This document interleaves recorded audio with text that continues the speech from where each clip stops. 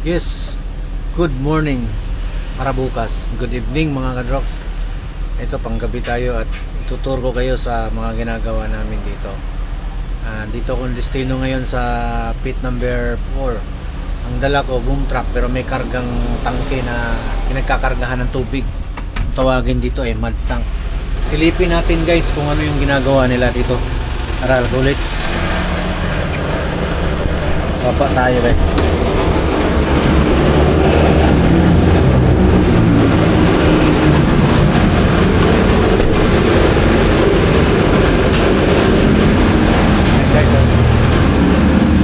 So ito yung mud tank na ginagawa natin. Kinakargahan ng tubig. Tapos akyat tayo sa taas guys. Panoorin natin yung kung ano meron sa taas. Yan.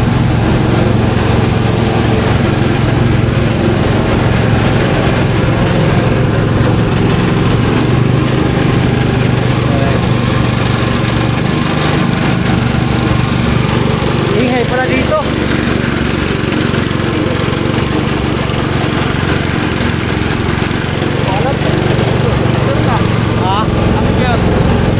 Tingnan natin dito guys yung ano. Kaya lang ang hirap naman tumawid.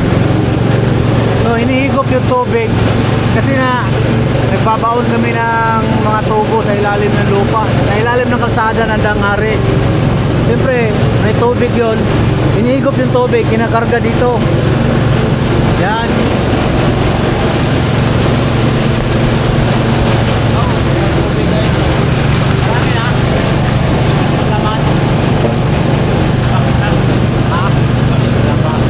So nakatatlong tapon na kami ng tubig. Sila yung mga kasama ko na gana ng tubig.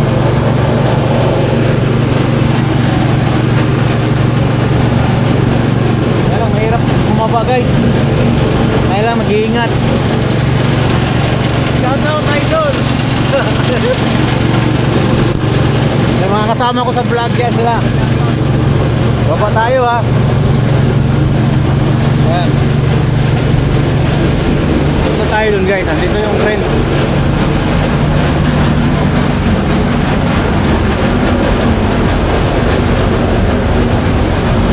Ayan. Tapos may tower light. Ito yung crane namin. Tower light. Ito yung boom truck ko. May kargang mud tank.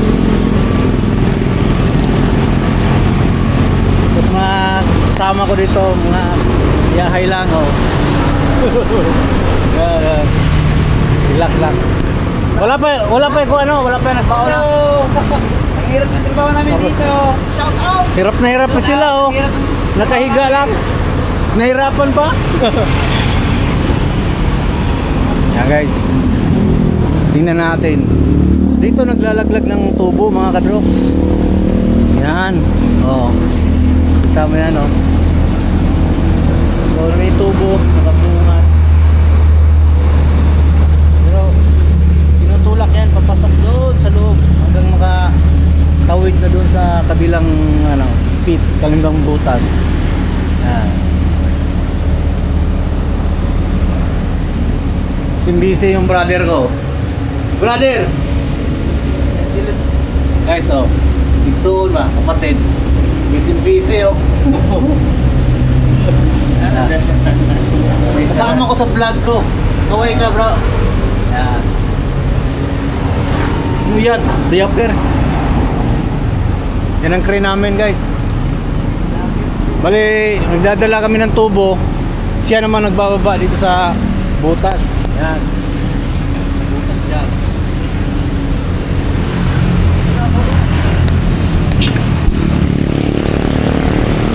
Balik tayo dun sa truck natin.